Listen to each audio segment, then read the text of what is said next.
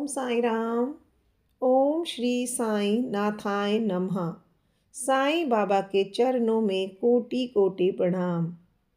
आज हम साईं सच्चरित्र अध्याय 35 की दिव्य कथा सुनने जा रहे हैं, जो साईं बाबा की करुणा, लीला और भक्त वत्सलता का अनुपम उदाहरण है।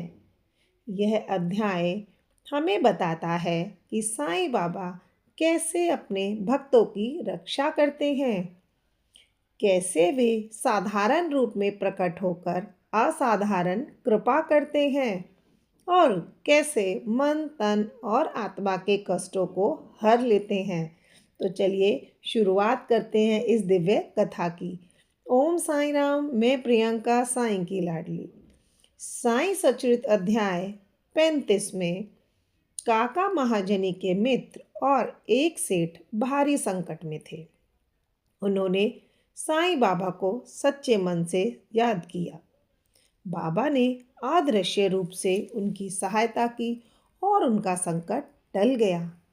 यह लीला हमें सिखाती है कि जो साईं पर भरोसा करता है, उसका कोई बाल भी बाका नहीं कर सकता। निर्बीज मुनक्के अत्यंत पीड़ा में थे। जब सभी उपाय असफल हो गए तो साईं बाबा की शरण में आए। बाबा की कृपा से उनका दुख समाप्त हो गया। यह दर्शाता है कि बाबा दुखियों के सच्चे सहायक हैं। बांद्रा के एक गृहस्थ को वर्षों से नींद नहीं आती थी। डॉक्टर, दवा सब व्यर्थ था। लेकिन जब उसने श्रद्धा से बाबा का नाम लिया तो बाबा की कृपा से उसकी अनिद्रा दूर हो गई, क्योंकि जहाँ साईं है वहाँ शांति अवश्य है। बालाजी पाटिल और नेवासकर बाबा के अनन्य भक्त थे। बाबा ने समय समय पर उन्हें सही मार्ग दिखाया। उनके जीवन की उलझनें बाबा की कृपा से सुलझ गई। साईं बाबा अपने भक्तों को कभी भी अकेला नहीं छोड़ते। साईं बाबा कई बार साधारण वेश में प्रकट होते थे। इस अध्याय में बाबा सर्प के रूप में दिखाई देते हैं। भक्तों को समझ नहीं आता कि वे स्वयं बाबा ही हैं, पर अंत में सब जान जाते हैं कि बाबा हर रूप में हर जगह उपस्थित है।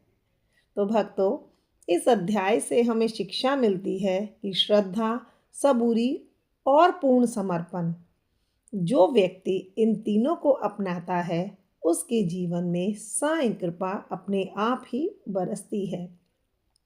हे साईं बाबा, हम सबको श्रद्धा और सबूरी का वरदान दीजिए।